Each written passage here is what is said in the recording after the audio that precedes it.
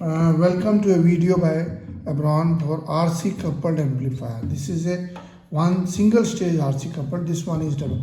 In the double stage, this hole is again is repeated, and this becomes duplicate. Two will be there.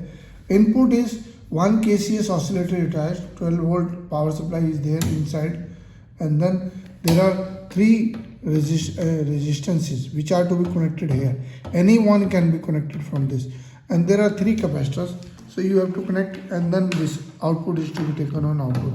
I am just connecting this as a connector, and then I can connect it to the second one, and I can connect it to this one.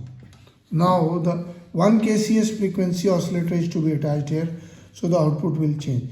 If I connect it to the other one, it will again change. If I connect it to the third one, it will again change. The output can be seen. Similarly, the capacitor can be changed from here to another one, and then output will automatically change.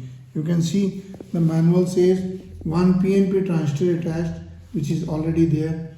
This section is transistor is there, and then resistance of different values are there. Capacitors of different values are there. These are the capacitors, three capacitors to be connected any one, and similarly three resistances to be connected any one.